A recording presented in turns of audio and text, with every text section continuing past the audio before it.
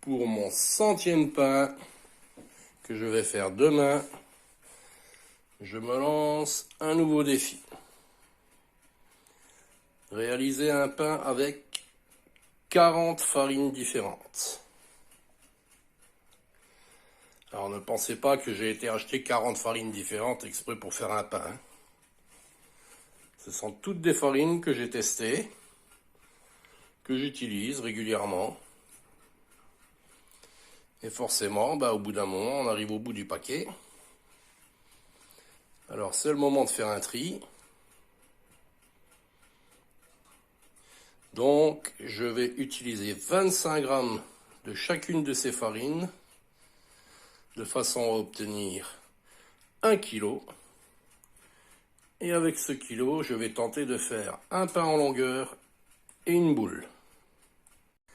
Si vous avez repéré des paquets qui se ressemblent, comme ici et là par exemple, ce ne sont pas les mêmes. T65, T110. Pareil ici. T65, T150. Donc il s'agit bien de 40 farines différentes. Voilà. Les mousses à pain que j'ai préparées avec mon mélange de 40 farines différentes, c'est pour les pains de demain. Donc là, ça fait 20 minutes qu'elles sont à température ambiante, avec les bocaux ouverts. Maintenant, je vais fermer et placer au frigo pour les utiliser demain.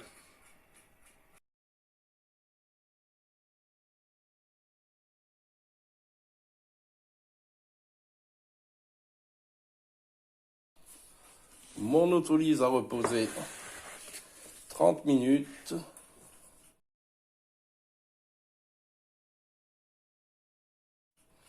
Donc je vais réaliser 2 pains avec.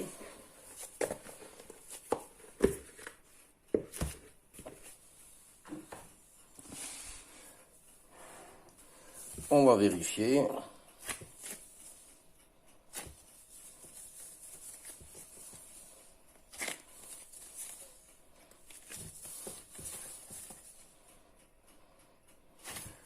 C'est bien.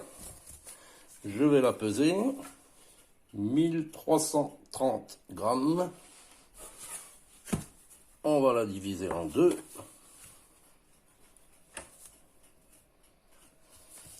Nos 2 pains. Je vais la casser et la mettre dans le bol du robot. Voilà qui est fait. Maintenant, on va ajouter la mousse. Avant de les utiliser, je vais quand même récupérer 15 grammes dans chacun pour préparer une mousse de 2e génération. Parce que c'est quand même pas tous les jours que je travaille avec 40 farines différentes.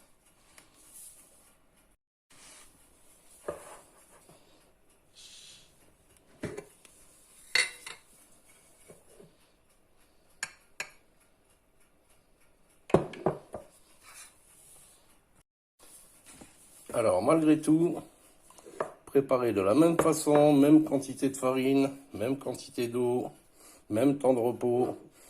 J'en ai une qui est beaucoup plus liquide que l'autre. Allez.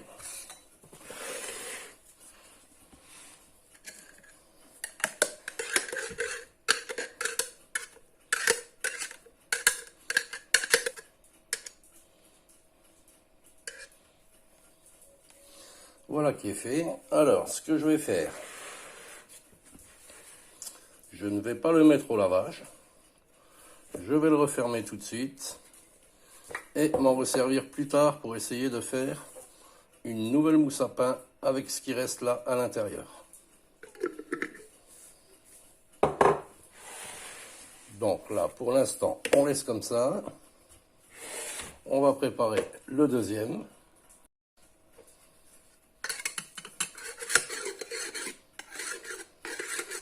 Celle-ci est plus épaisse que l'autre.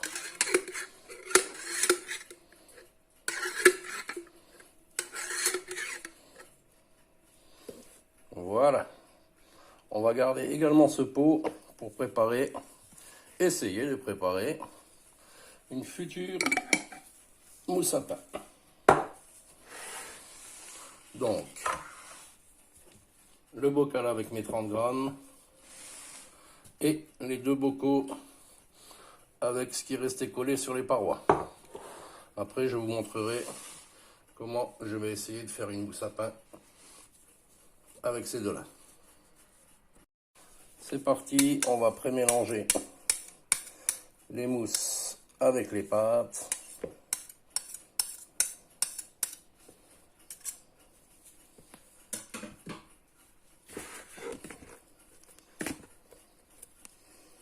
Et j'ai pas pris la bonne cuillère, il faut une cuillère plus solide que ça.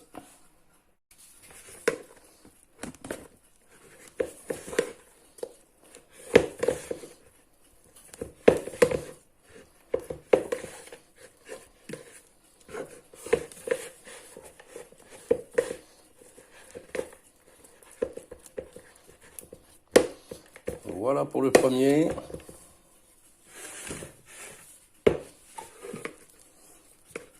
On passe au second.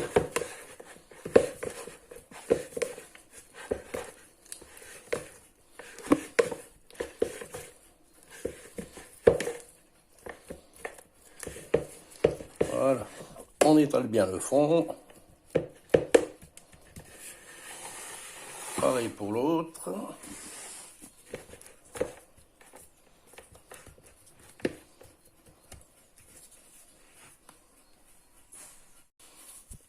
On ajoute nos 10 grammes de sel.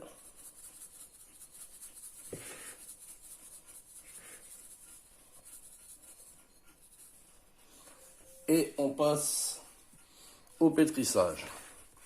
2 à 3 minutes en vitesse 1 et entre 3 et 6 minutes en vitesse 2. Vitesse 1.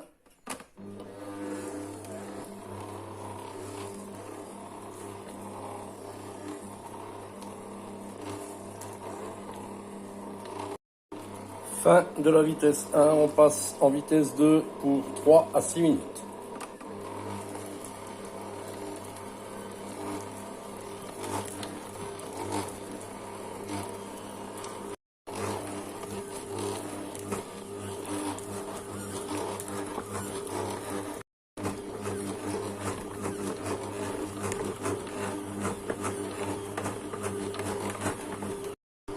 « 4 minutes en vitesse 2, terminé.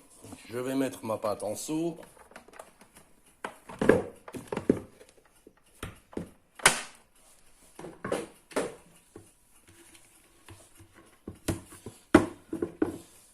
Et on se retrouve dans minimum 2 heures, une fois qu'elle aura bien levé.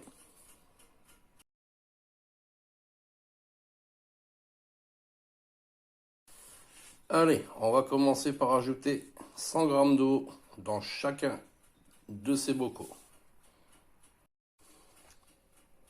Voilà qui est fait. On va essayer de récupérer le maximum de ce qu'il y a sur les parois.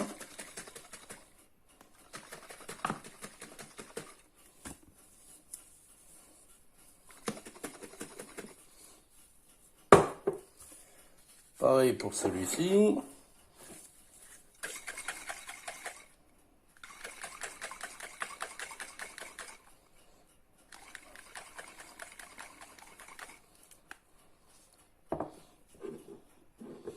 Voilà, on va laisser redescendre. Celui-là, je le mets en attente. 5 minutes. Et ensuite, je vais mettre mes 80 g de farine dans chaque bocal.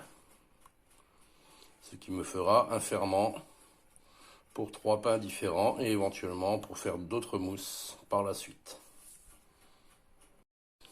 Je vais mettre dans chacune de ces mousses 40 g de T45 et 40 g de seigle. Voilà. On va bien mélanger le tout.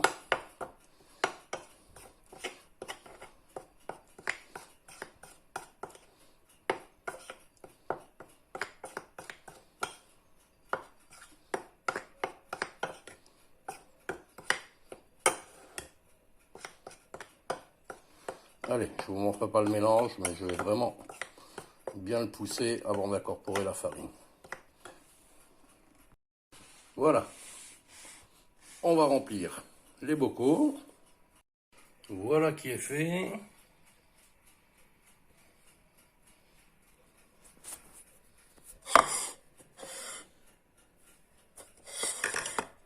On va mélanger tout ça. Voilà, terminé. Donc on se retrouve avec 3 mousses au même niveau. Celle-ci, une vraie mousse de deuxième génération avec 30 grammes de mousse de la première génération. Et ici du pif, avec ce qui est resté sur les parois de ce que j'ai utilisé tout à l'heure. Donc on va les laisser comme ça, ouverts, sur le plan de travail, température ambiante, et on verra ce que ça va donner. 20 minutes à température ambiante. Maintenant je vais les fermer pour éviter que ce qui se trouve sur les parois sèche. Et on va suivre le développement. 30 minutes de repos, on voit nettement que celle-ci a pris les devants dans la course à la montée. Ce qui est normal. 1h30, ça a bien travaillé. Je vais attendre 2 heures, je pense, et les placer au réfrigérateur après les avoir étiquetés. Voilà, 2 heures de repos à température ambiante. Avec le premier, on pourra faire un pain, c'est sûr. Avec les 2 autres, c'est pas certain, mais apparemment c'est bien parti. Voilà, donc étiquetage et hop, au réfrigérateur à utiliser dans quelques jours, voire un peu plus. Mes pâtes ont reposé 3 heures. Je vois par transparence que celle-ci a travaillé plus que celle-ci. Ne me demandez pas pourquoi, on n'en sait rien. Allez, on va ouvrir et découvrir.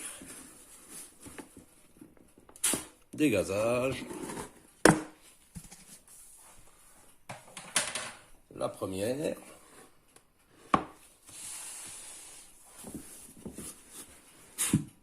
Dégazage. La deuxième, qui est moins haute, qui s'effondre plutôt dans le centre. Et celle-ci, qui reste bombée. Donc vous voyez, même recette, même travail, et pas tout à fait le même résultat au niveau de la pâte. On va sortir d'abord celle-ci.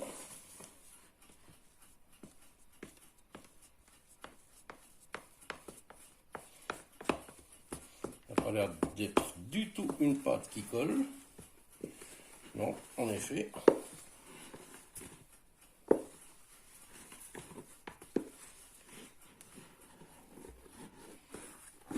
Hop, la voilà.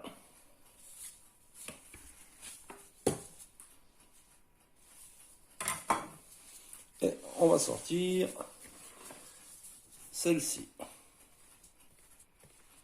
qui ne m'a pas l'air de coller non plus.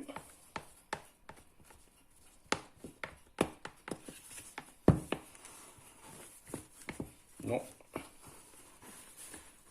Alors, ma première impression, c'est que ce sont les deux mêmes pâtes.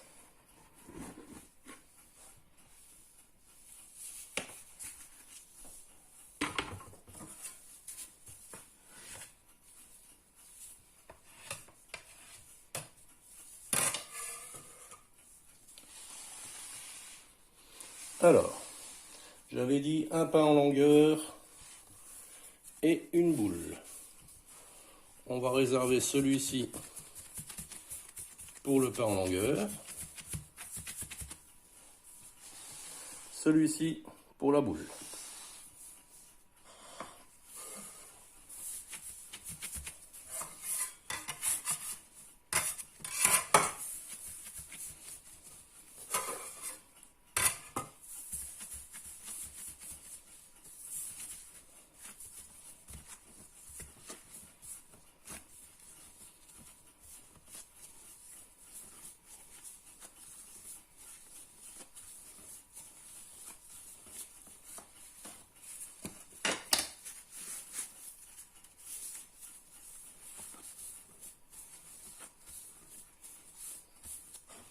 Voilà.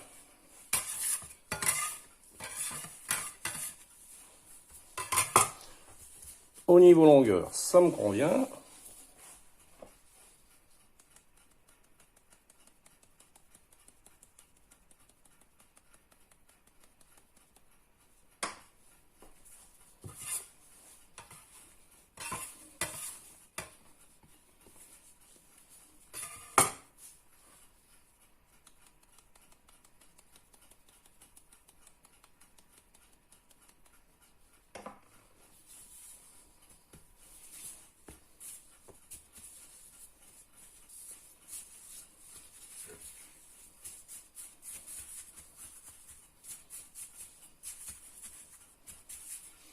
Voilà.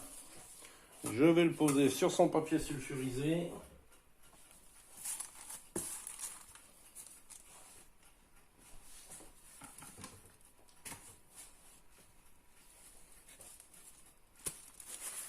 Voilà.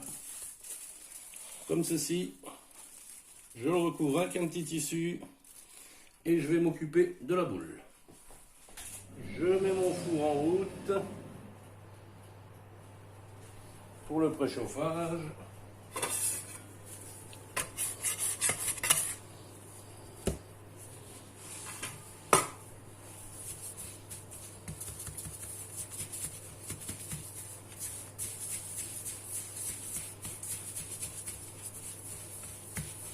Voilà, je ne vais pas trop la travailler.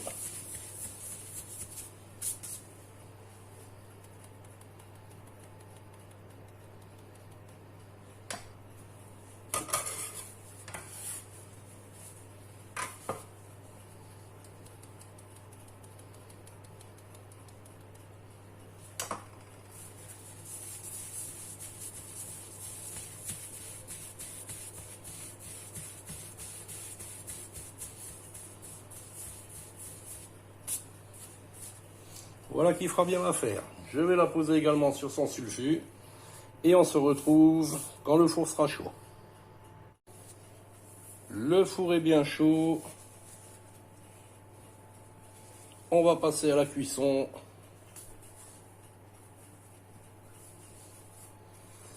Alors, c'est pas tous les jours qu'on fait du pain avec 40 sortes de farines différentes. On va essayer de ne pas se louper.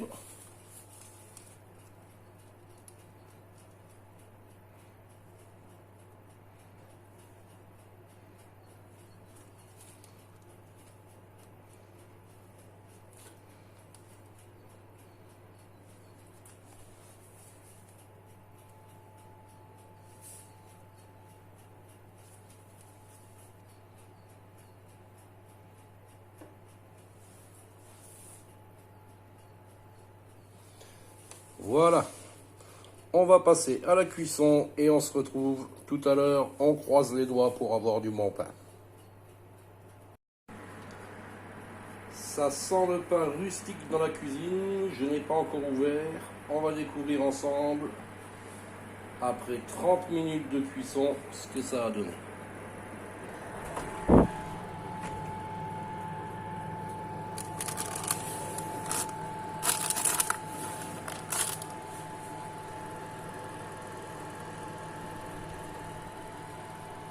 Ça m'a pas l'air vilain. Comme d'habitude, on va les sortir, les laisser refroidir, on coupe et on goûte tout à l'heure.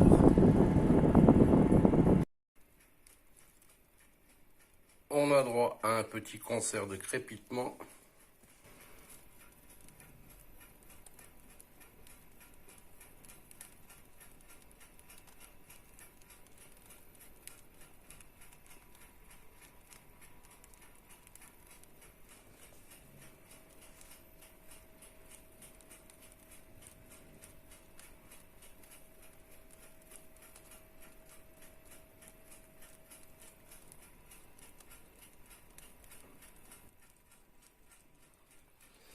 Allez, à tout à l'heure. Voilà, le pain a bien refroidi. On va pouvoir le goûter. Ça a l'air pas mal.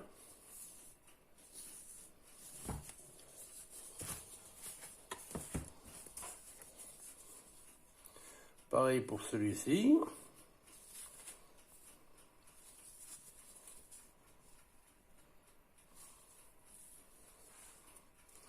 Il est assez long. Il a une belle couleur. Et maintenant, on va couper et goûter.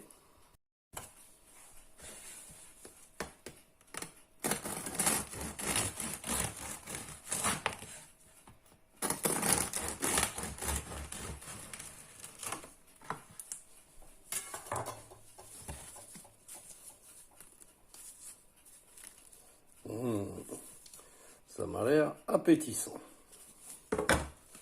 Hop.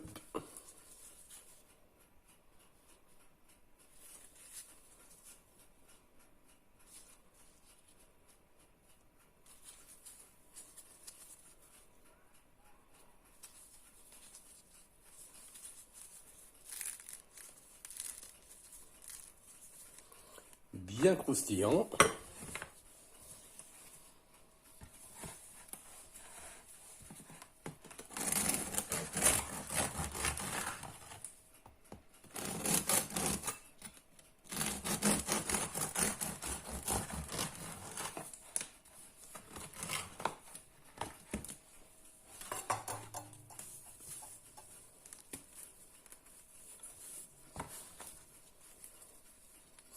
Ça sent super bon.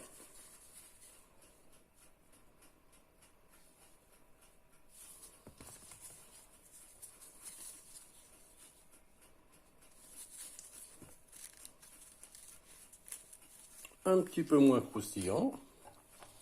Allez, on a faim, on goûte.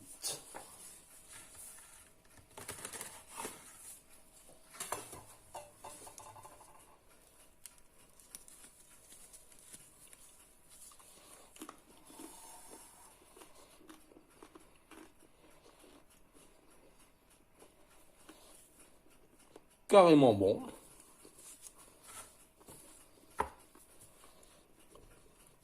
Super.